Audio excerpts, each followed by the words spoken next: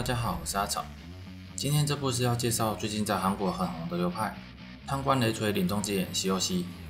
这一支角色目前大约花10几个重考左右，已经通关赛勒斯以及世界王，打其他一般的王图都没有什么问题，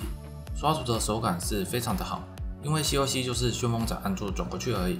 伤害方面当然比不上冰剑西游西，不过因此在造价上面也是便宜了许多，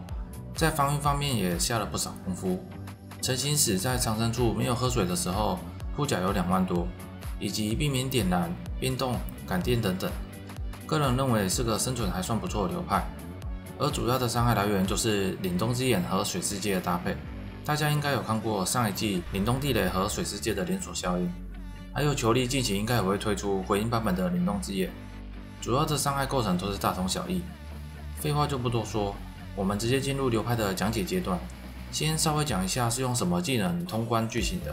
在28级以前是用风暴地雷加上风暴漩涡，28级之后是直接用末日烙印打完剧情。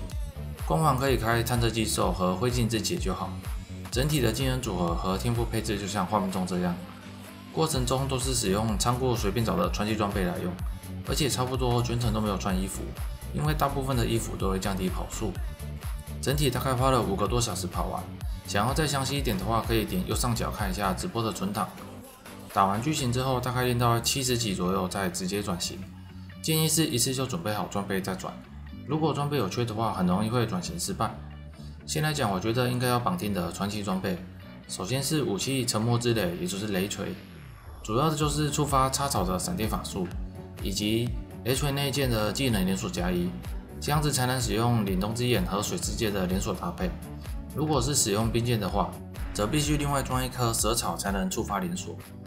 再来是项链均衡之斧和腰带的巨岩之环，很明显的就是在堆全能力，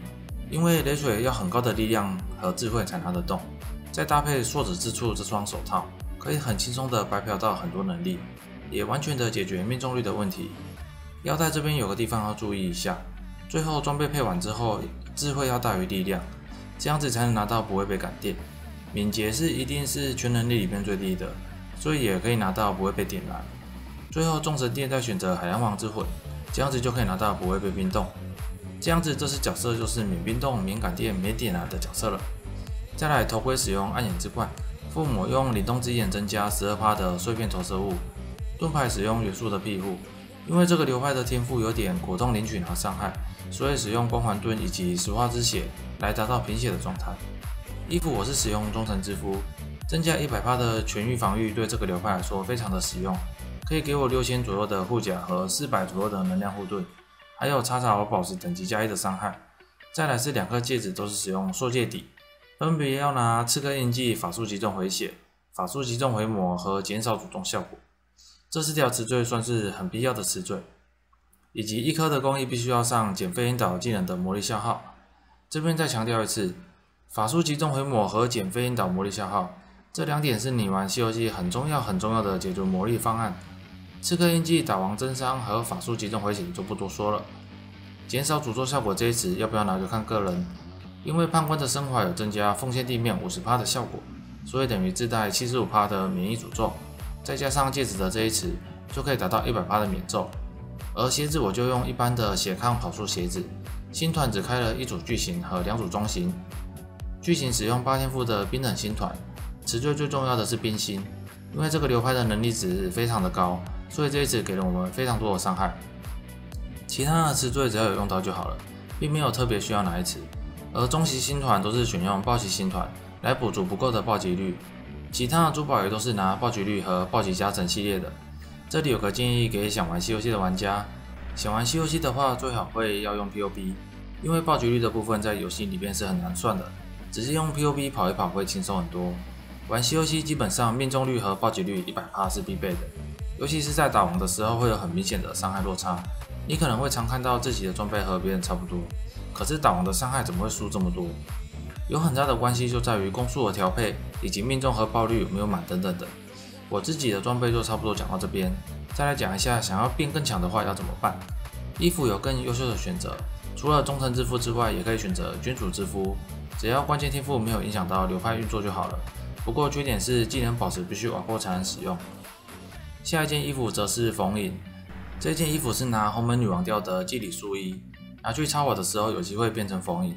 不过有人留言跟我说他瓦了18次都爆掉，想要自己瓦的人可以参考看看。这一件衣服在台服的价格也是偏贵，如果想把这个流派弄到最顶的话，可以再考虑一下。再来是挫折之处的手套，可以挑瓦出攻击增加暴击率这一词，不知道这一季特别的贵，所以我是没有买来用。有这一词的话，对暴击率上面会友善很多，不会像我的珠宝海塞了一堆增加暴击率的，可以全部都换成暴击伤害来增高输出。再来是鞋子的部分，有钱的话可以弄个高尚的灵巧流顺鞋，有玩过西游戏的应该都知道这是什么东西。目前来说的话，我也是不考虑，因为也是要花个几十亿才弄得出来的装备。还有看守之眼也是，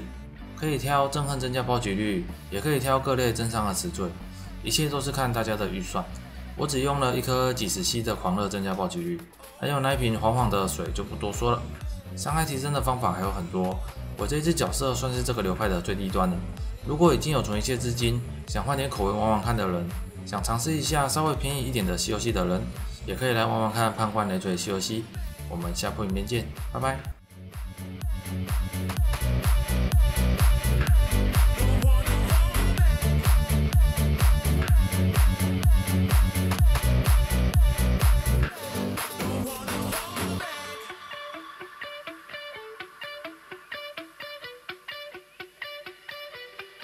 最后再来补充一个药水的小技巧，可以洗出当你暴击时有几率补充一充能，再搭配工艺当充能满时使用，4瓶功能药剂就可以完全不用管它，完全解放你的键盘手，你只需要按红水就好。给看到影片最后的你，我们下部影片见，拜拜。什么鬼东西啊？